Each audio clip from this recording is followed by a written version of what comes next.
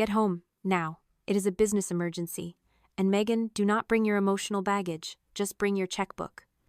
The voicemail ended with a click that echoed in my glass-walled office 40 floors above Silicon Valley. My father did not ask how I was.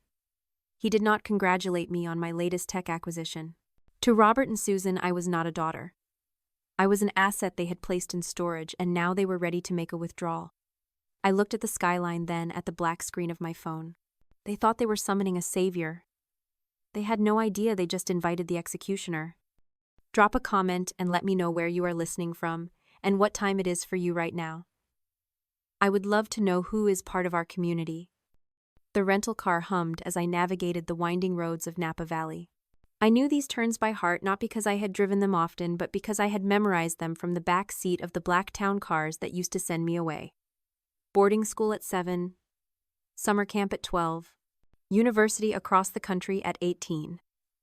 As the iron gates of Chateau Rousseau came into view, towering and pretentious against the golden hills, I did not feel the warmth of homecoming. I felt the familiar metallic chill of exile. I parked my sensible mid-range sedan next to the family fleet. My father's vintage convertible, my mother's luxury SUV, and my sister's bright red Italian sports car. The contrast was a statement in itself. They spent money to look rich. I made money to be free. I walked toward the main tasting room, the gravel crunching loudly under my heels. The air was thick with the smell of fermenting grapes and old money. I paused at the heavy oak doors, my hand hovering over the brass handle. A memory hit me sharp and cold-cutting through my composure. I was 10 years old. It was the annual Harvest Festival, the most important day of the year for the winery. The estate was swarming with investors, local politicians, and press. My mother had dressed Brittany in a white silk dress, putting a flower crown on her head, placing her center stage to cut the ceremonial ribbon. I had put on my best dress, eager to stand with them. But as I stepped forward, my father gripped my shoulder. His fingers dug in hard enough to bruise. He leaned down, his voice a low hiss that only I could hear. He said, "Not you, Megan. You do not have the look. You distract from the brand. Go to your room and stay there until the last guest leaves." I spent that night watching the celebratory fireworks from my bedroom window, realizing that in the ecosystem of this family, Brittany was the orchid and I was the weed they could not quite kill. That night, I stopped crying. I started calculating. I pushed the doors open. The air conditioning hit me instantly, freezing the sweat on my back. They were all there, arranged around the long, polished tasting table like a boardroom tribunal. Robert and Susan sat at the head, looking impatient. Brittany was there, scrolling on her phone, looking bored and radiantly expensive. Matthew, my brother, sat across from her, staring at the grain in the wood, silent as always. No one stood up. No one offered a hug. My mother did not even smile. She just pointed a manicured finger at the single empty wooden chair at the far end of the table, the spot furthest from power. "Sit down," she said. "We have a lot to get through." My father did not waste time with pleasantries. There was no asking about my flight, no inquiries about my life, no apology for the years of silence. He simply reached under the table and produced a thick leather-bound ledger. He slid it across the polished oak surface. It stopped exactly at the edge of the table in front of me, heavy and accusing. "Open it," he said. Page 42. I opened the book. The numbers were written in my mother's precise looping handwriting. Red ink dominated the columns. It was a massacre of mismanagement. Debts to suppliers, unpaid distribution fees, and a massive looming balloon payment due to the bank by the end of the month. "We are in a temporary liquidity crisis," my mother said, her voice smooth as if she were explaining a minor scheduling error to a caterer. "The vintage this year was affected by a blight. The economy has been unkind to luxury brands. We need a bridge loan." I looked up from the pages. "A bridge loan," I repeated. $250,000, Robert said. He did not ask. He stated it. "That will cover the immediate overhead and secure the harvest. We are willing to offer you a 3% interest rate payable over 10 years once the market corrects itself." 3%. Inflation was higher than that. They were asking me to light $250,000 on fire to keep them warm. I looked at Brittany. She was examining her manicure, looking utterly bored. She had never worked a day in her life. She drove a car worth more than my first apartment. She lived in the guest cottage rent-free. She was the golden child, the face of the brand, the one who got the pony while I got the bus ticket. And yet here she was waiting for me to subsidize her lifestyle, treating my presence like a nuisance she had to endure before her credit card was refilled. And Matthew. My brother still had not looked up. He was staring at his hands, his shoulders hunched. He knew. He knew this wasn't a loan. He knew this was a robbery. I looked back at my parents. Their faces were calm, expectant. There was no shame in their eyes. And in that moment, the confusion I had carried for 20 years finally evaporated. For decades, I had asked myself the same question every abused child asks. How can they do this? How can they call me only when they need money? Do they not feel the weight of their own cruelty? Do they not remember the birthdays they missed, the graduations they ignored, the coldness of the dorm rooms they left me in? But as I looked at Robert's impatient tapping finger and Susan's frozen, expectant smile, I finally understood the narcissist's math. To them, I was not a person. I never had been. I was an asset. I was a piece of equipment they had placed in storage because I didn't fit the aesthetic of the showroom. They didn't feel guilty about ignoring me for 10 years any more than a carpenter feels guilty about leaving a hammer in the toolbox. You don't apologize to a hammer, you just reach for it when you need to drive a nail. They weren't shameless. They were simply incapable of seeing me as anything other than an extension of their own needs. They honestly believed that because they had created me, they owned me. My success was not mine, it was dividend yield on their biological investment. And now the bill was due, and they expected to be paid. The realization was cold, clinical, and liberating. I wasn't a daughter to them. I was a line of credit. And banks don't have feelings. Banks have terms. I closed the ledger. The sound was loud in the quiet room, like a gavel striking a sounding block. Brittany flinched. Robert stopped tapping his finger. I am not giving you $250,000, I said. My mother's smile faltered just for a second. Megan, be reasonable. This is the family legacy. You are a part of this family. No, I said. I am not. You made sure of that when you sent me away at 7. You made sure of that when you missed my college graduation to host a wine tasting. You made sure of that every single day you chose Brittany over me. Robert's face turned a dark, ugly red. Now listen here, he growled. We paid for your education. We put a roof over your head. You owe us. I didn't yell. I didn't cry. I reached into my briefcase. I didn't come here to invest in a failing business, Robert. I came here to collect.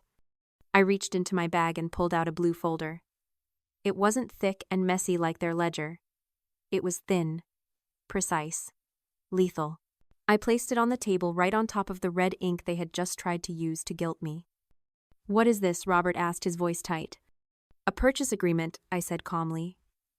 3 days ago, a holding company called Vesta Capital approached your bank. They offered to buy out the distressed mortgage on this estate and the surrounding vineyards for pennies on the dollar. The bank, seeing as you've missed your last 4 payments and are technically insolvent, was thrilled to offload the toxic asset. I paused, letting the words hang in the air like smoke. I am Vesta Capital, I said. The silence that followed was absolute. It was the kind of silence that happens when a bomb goes off right before the sound wave hits you. I saw the color drain from my mother's face. Brittany stopped scrolling on her phone. Her thumb hovered over the screen, frozen. You bought the mortgage, Robert whispered.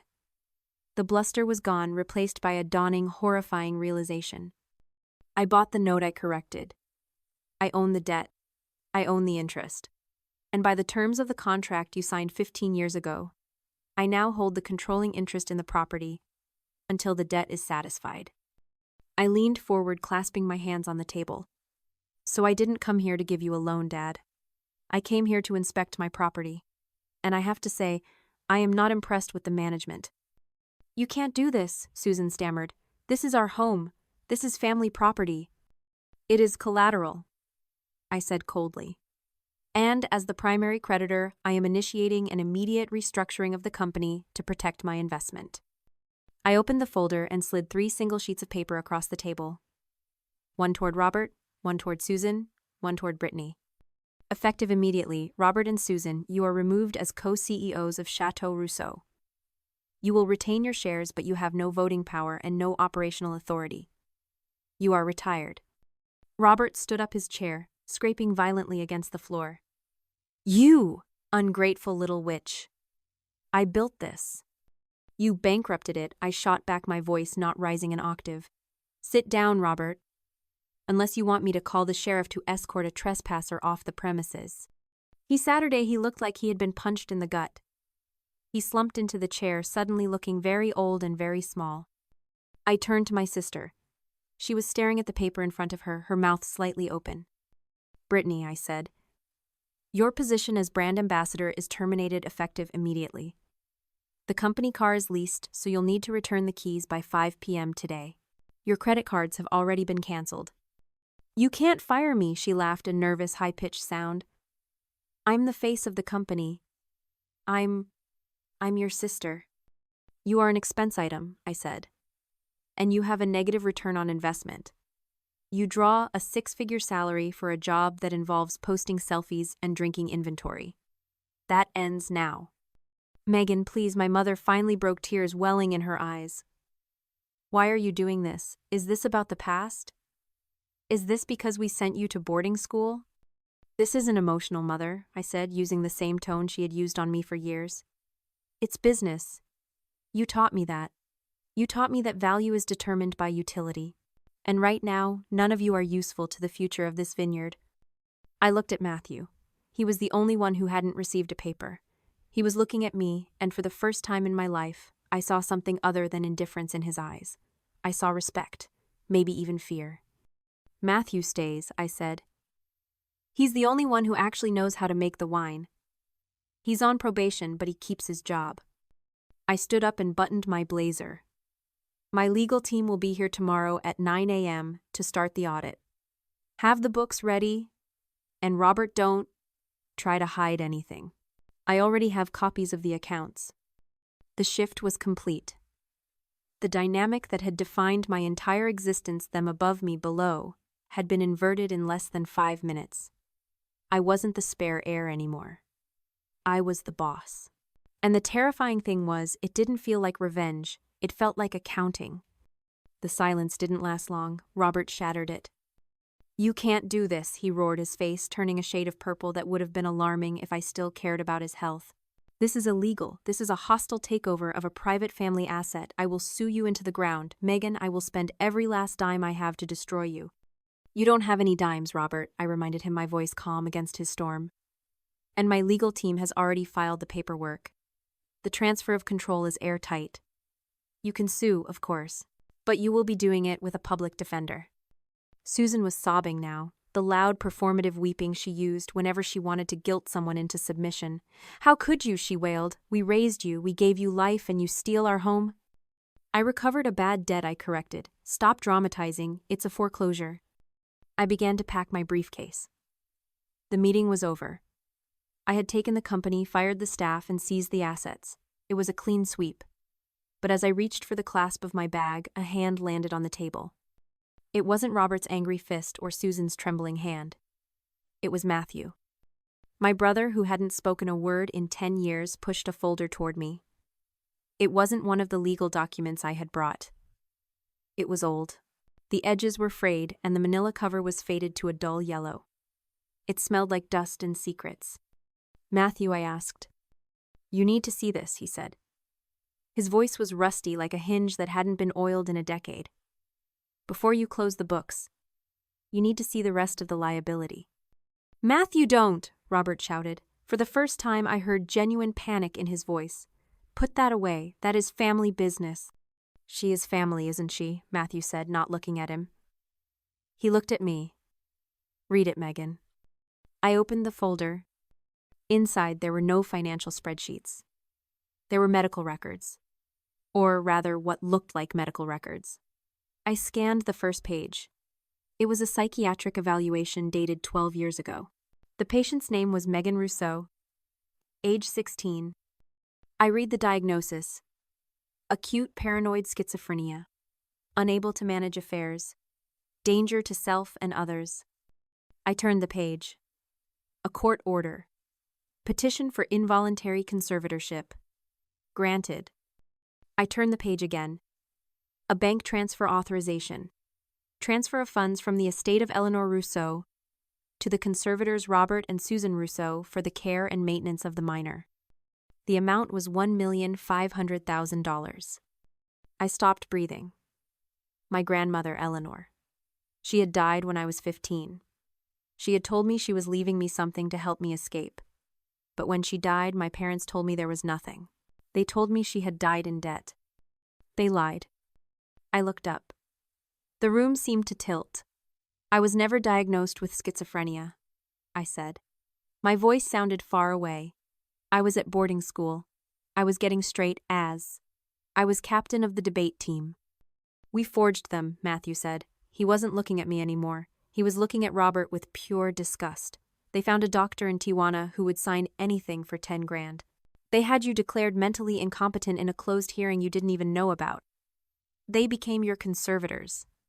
He pointed to the ceiling, to the crystal chandeliers, to the hand-carved beams of the tasting room.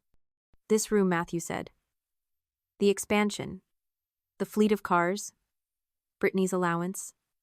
It wasn't profit, Megan. It was your trust fund. They stole $1.5 million from you, and they used my silence to do it. I looked at my parents. Susan had stopped crying. She was staring at the table, white as a sheet. Robert was gripping the back of his chair, his knuckles white. It was for the family, Robert whispered. The bluster was gone. We needed the capital. The winery was going under. Eleanor would have wanted the legacy to survive. We were going to pay you back. You had me declared insane, I said. The anger that rose in me wasn't hot. It was absolute zero. You didn't just steal my money. You stole my reality. You created a legal paper trail that said I was broken just so you could rob me. We protected you, Susan shrieked suddenly, vicious. You were a child. You didn't know how to handle that kind of money. We built this for all of you. You built it for Brittany. I slammed the folder shut. The sound cracked like a gunshot. You stole my inheritance to build a throne for your golden child. This wasn't business anymore. This wasn't a hostile takeover. This was a felony. This was fraud, embezzlement, forgery. I looked at the papers again. My signature was on one of them. A forgery. I looked at Matthew. Why now? Because I'm tired of the lies, he said. And because I knew if you just bought the debt, they would find a way to weasel back in. You needed the nail in the coffin. He was right. This was the nail. This was the evidence that would send them to prison. I looked at Brittany. She hadn't moved. She hadn't gasped. She hadn't looked shocked. She was examining a loose thread on her designer sleeve. You're awfully quiet, Brittany, I said. Did you know? Brittany sighed. She looked up and her expression chilled me to the bone. There was no fear. There was only annoyance. Of course I knew, she said. Who do you think gave Matthew the key to the safe? She looked at our parents with disdain, then back at me. They were sloppy. I found out 3 years ago. That's why my allowance went up. That's why I have the car.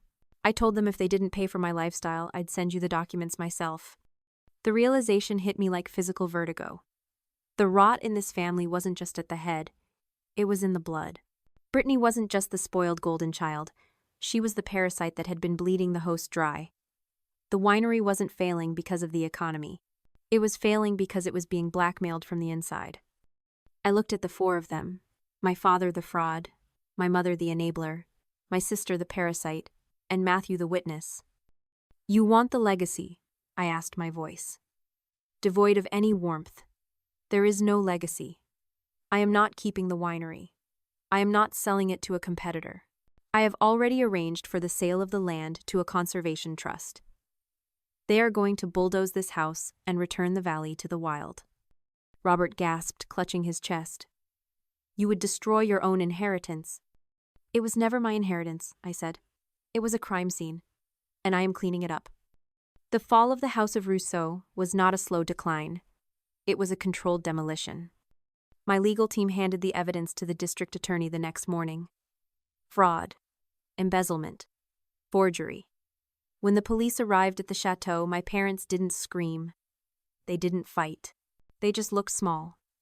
Without the facade of their wealth, without the borrowed prestige of the vineyard, they were just 2 people who had committed crimes to maintain an illusion. They are currently awaiting trial. The best lawyer they could afford is a public defender who looks as tired as they do. The winery is gone. I didn't sell it to another luxury brand. I sold the land to a land trust dedicated to returning the valley to its natural state. The chateau, that monument to their ego, is boarded up, scheduled for demolition. The vines will grow wild. The land will heal. The brand name that I was never good enough to carry no longer exists. Brittany learned the hard way that being an influencer is not a transferable skill. The last I heard, she was working retail at a mall in Sacramento. She sells handbags she used to own. She texted me once asking for a reference. I didn't reply. I blocked the number. I am done funding her reality. Matthew was the only one who walked away with anything.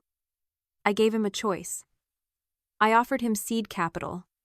Not a handout, but an investment. He bought a small plot of land in Oregon, far away from the shadow of Napa.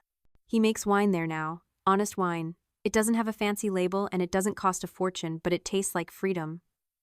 He sends me a case every Christmas. It is the only wine I drink. As for me, I went back to Silicon Valley. But I didn't go back the same. I sat in my office looking at the skyline, and for the first time, the view didn't feel lonely. On my desk, I placed a framed photo of my grandmother Eleanor, the woman who tried to save me, the woman whose legacy I had finally reclaimed. I used the recovered trust fund, every single cent of the $1,500,000, to launch a new venture. It is not a tech startup. It is called the Phoenix Fund. We provide venture capital and legal support to young entrepreneurs who are survivors of financial abuse and family exploitation. We help the black sheep build their own herds. Because I realized something during that drive back from the vineyard. If you are listening to this and you are the one they leave out of the photos, the one they forget to call, the one they only look for when they need something, listen to me closely. They didn't exile you to punish you. They exiled you because they couldn't control you. They saw your independence not as a trait but as a threat. They pushed you to the margins because in the center you would have outshined them. Being the black sheep isn't a curse, it is a qualification. It means you had to build your own muscles while they were leaning on crutches. It means you learned to hunt while they were waiting to be fed. The rejection that hurt you so much, it was actually your training. It was the fire that burned away the weakness and left only the steel. You are not the one who was left behind. You are the one who escaped. And that is your superpower. I picked up my phone and deleted the voicemail from my father, the one that started this whole war. It was gone. The silence that followed wasn't empty. It was peaceful. I am Megan. I was the spare heir, the invisible daughter, the asset in storage. Now, I am the owner of my own life. And business is booming. If you have ever had to break your own heart to save your peace, share this story. Let's remind every black sheep that they are actually the chosen ones. Subscribe for more stories of justice,